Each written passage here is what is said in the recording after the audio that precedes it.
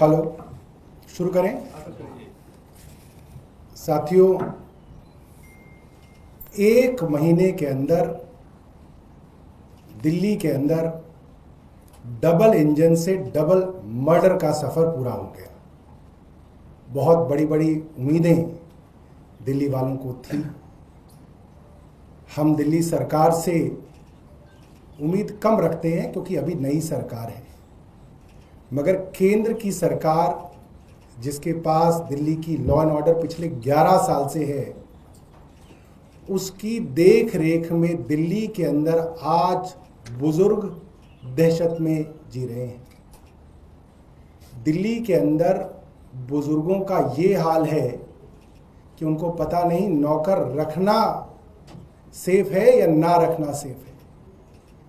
कल जो घटना हुई है दिल्ली में, उससे पूरी दिल्ली के बुजुर्ग और उनके बच्चे जो दूसरे शहरों में या विदेशों में रहते हैं वो परेशान हैं। दिल्ली के बहुत पॉश माने जाने वाले कोहाट एन्क्लेव के अंदर 70 वर्षीय बुजुर्ग और उनकी पत्नी की बहुत निर्मम हत्या का मामला सामने आया है। 3 दिन तक घर में लाश सड़ती रही, किसी को कानों कान खबर नहीं थी। जब दरवाज़ा खोला गया तो देखा जो बुजुर्ग सरदार जी थे, उनके गले में नेबुलाइजर की पाइप डाल के उनकी हत्या कर दी गई। उनकी पत्नी की लोहे की रॉड मार के निर्मम हत्या की गई।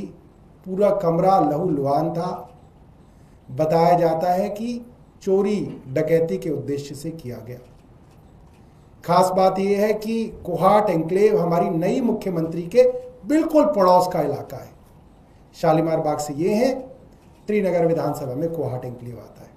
उन्हीं के दूसरे पड़ोस में 2 दिन पहले न्यू अशोक विहार फेस 1, वो भी उनके बिल्कुल पड़ोस में है। वहां पे दूसरे बुजुर्ग दंपत्ति को उनके नौकर समेत हाथ पैर बांधकर दिन दहाड़े 11:40 सुबह उनको हाथ पैर बांध के उनके घर से लाखों रुपए की लूट की गई और उन्हीं की गाड़ी में वो लूट करके ले गए। सीसीटीवी में लूट करने वाले आए हैं, अब तक पकड़े नहीं गए हैं। कल ही की घटना है, फतेहपुरी के अंदर एक व्यापारी 80 लाख रुपए लेके जा रहे थे। 7:40 शाम का 7:40 क्या होता है? ये तो सबसे पीक टाइम होता है। और फतेहपुरी जैसी जगह में तो सारी दुनिया उस सड़कों पे होती है। वहां पे बंदूक की नोक दिखा के व्यापारी से 80 लाख रुपए दिन दहाड़े लूट लिए गए। सीसीटीवी के ऊपर वीडियो मौजूद है, कोई कुछ करने वाला नहीं है। 1 फरवरी की घटना है, एक बुजुर्ग की हत्या की गई और उनके यहाँ जो मेडिकल इक्विपमेंट थे, 80 साल के बुजुर्ग की हत्या करके उनके मेडिकल इक्विपमेंट लूट लिए गए। उससे पहले मैंने आपको बताया था नवंबर 2024 में, जहां मैं और अरविंद केजरीवाल जी मिलने गए थे उस परिवार से, पंचशील पार्क जैसे पॉश इलाके के अंदर एक बुजुर्ग को 25 बार चाकू मार के उसकी हत्या की गई थी, लूट के इरादे से। और ये मामले ऐसे नहीं है कि इक्के दुक्के मामले हैं।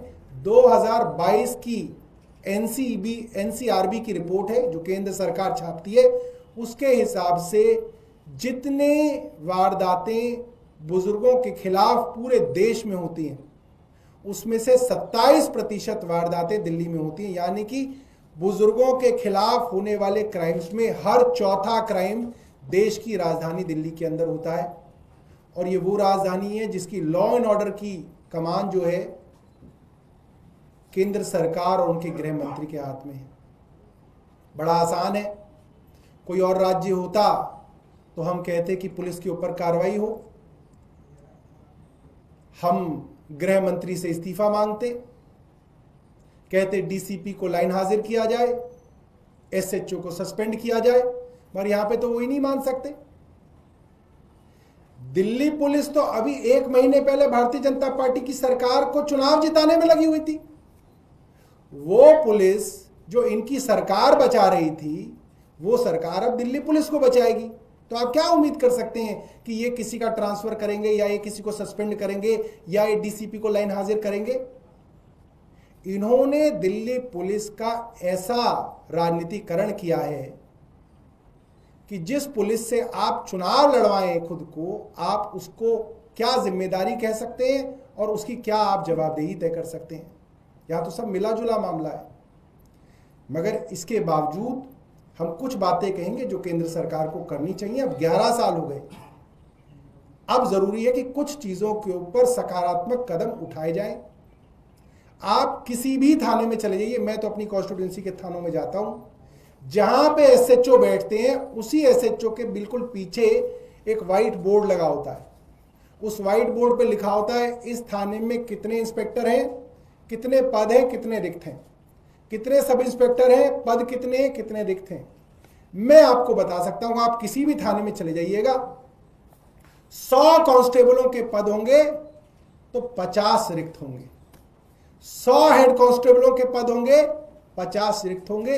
और यह हालत खराब ही हो रही है जब से भारतीय जनता पार्टी की केंद्र सरकार आई है, क्योंकि दिल्ली पुलिस के अंदर भर्तियां ना के बराबर हैं।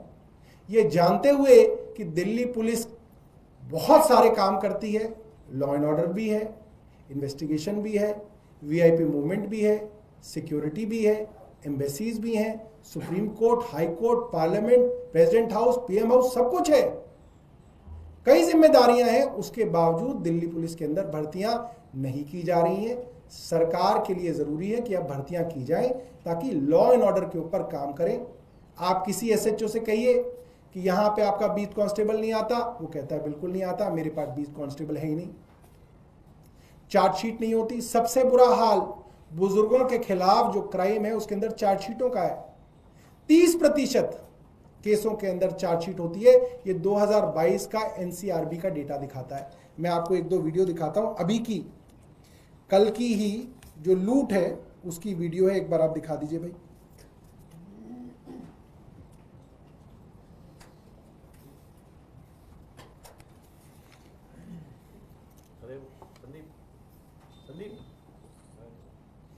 ये जो 80 लाख रुपए की जो लूट हो रही है फतेहपुरी में, ये है बिल्कुल सामने आपके।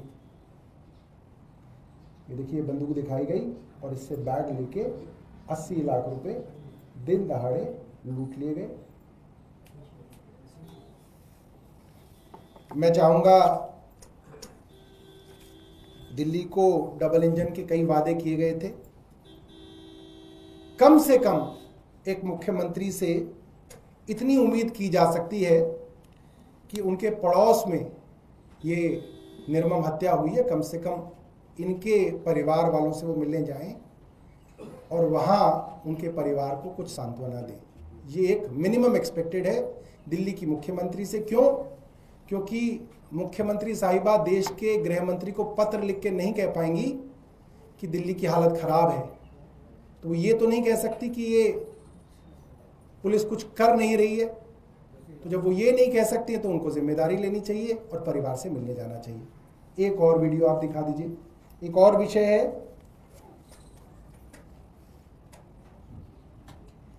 ये पटपड़गंज के वेस्ट विनोद नगर का वीडियो है। मैंने कुछ दिनों पहले पढ़ा था कि दिल्ली के अंदर नाव योजना की तैयारी भारतीय जनता पार्टी कर रही है, मगर इतनी जल्दी नावों का टूरिज्म शुरू हो जाएगा इसकी उम्मीद मुझे नहीं थी। ये वेस्ट विनोद नगर पटपड़गंज विधानसभा की हालत है। पानी जो है सीवर का पानी है, क्योंकि आपको पता है अभी तक बरसात नहीं हुई है दिल्ली में, तो बरसात का पानी तो नहीं है, ये सीवर का पानी है पटपड़गंज इलाके का वेस्ट विनोद नगर। इतना ऐसा क्यों दिख रहा है? ये तो ठीक दिख रहा था वीडियो। अच्छा, फिर भी बहुत ज्यादा पतला दिख रहा है।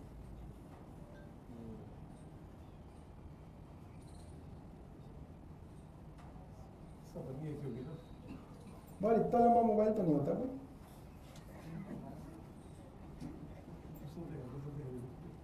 हाँ करो, हाँ देखो, हमने भी मोबाइल देखे हैं। इसको तुम 4:3 पे चला लो।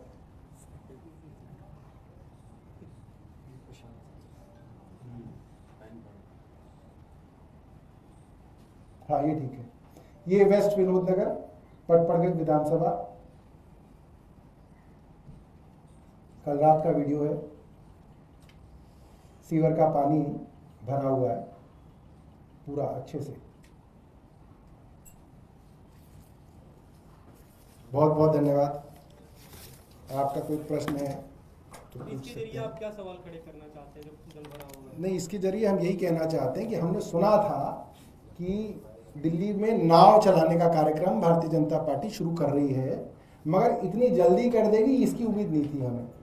और ये जो यहाँ के विधायक हैं उनको नाव चलाने का बहुत शौक रहा है, उन्होंने कई बार जो है बरसातों में नाव चलाई है, तो हम चाहते हैं कि वो यहाँ भी नाव चला के जो है इसको कृतार्थ करें। और कोई प्रश्न आपका? सौरभ जी से अलग एक स्थिति बन रही है, पंजाब और दिल्ली में आप नेताओं के बीच ही तकरार की बातें सामने आ रही हैं। हरभजन सिंह जो आपके सांसद हैं वो कह रहे हैं कि ड्रग माफियाओं के जो घर तोड़े जा रहे हैं, जो बुलडोजर एक्शन चल रहा है पंजाब सरकार का, वो गलत है, किसी के सर से छत नहीं छीनना चाहिए। सोमनाथ भारती ट्विटर पे अटैक कर रहे हैं हरभजन सिंह पे। देखिए, हरभजन जी ने एक बड़ा लंबा इंटरव्यू दिया है और उसके अंदर उन्होंने कई बार इस बात को कहा कि ड्रग्स बेचने वाले और ड्रग्स के तस्कर, इन लोगों के खिलाफ सख्त से सख्त कार्रवाइयाँ होनी चाहिए और सभी स्पोर्ट्समैन हों, सेलिब्रिटीज़ हों, राजनीतिक दल हों, सबको साथ आके इस लड़ाई को लड़ना चाहिए। मुझे लगता है कि कुछ लोग जो हैं उनके बयान को थोड़ा तोड़ मरोड़ के जो है दिखाने की कोशिश कर रहे हैं, और मैं समझता हूं कि सभी राजनीतिक दल इस लड़ाई में हमारे साथ हैं, और अगर कोई साथ नहीं है तो वो उन लोगों के घर दे दे वो उनको। अगर कोई राजनीतिक दल है जिसको दर्द है तो वो उनके घर बनवा दे, हमें इसमें कोई दिक्कत नहीं। लेकिन सौरभ जी, जिस तरीके से आपकी पार्टी के सांसद हैं, आपकी पार्टी की सरकार है, और वो इतना बड़ा बयान दे देते हैं कि इस तरीके की कार्रवाई नहीं होनी चाहिए, और क्योंकि उसी जो कार्रवाई की है उसी को आप लोग अपना हथियार बता रहे हैं, अपनी मजबूती बता रहे हैं पंजाब में, और लोगों को समझा रहे हैं कि हम लोग नशे के तस्करों के खिलाफ सख्त हैं।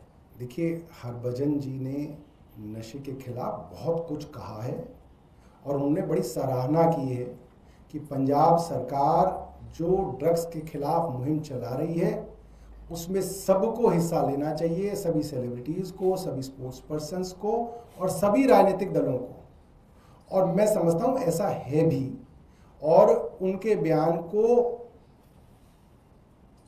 अलग से सुनना जो है वो आपको एक अलग जो है संकेत देगा। आप उनके पूरे बयान को देखिए और समझिए, और मुझे लगता है अगर कोई राजनीतिक दल है तो सामने आए, मैदान में आए ना कोई। ये जो पीछे से जो किसी के छुप के जो है उसके चक्कर में ना पड़े। जो राजनीतिक दल को पेट में दर्द है वो सामने आ जाए कि भाई हमें दर्द है, तो हम उसके दर्द का निवारण करेंगे। लेकिन सर, आपकी ही पार्टी के नेता फिर आप कह रहे हैं कि आउट ऑफ वो उसके साथ है, वो उसके साथ है, वो इस लड़ाई में हमारे साथ हैं और सब राजनीतिक दल इसमें साथ हैं।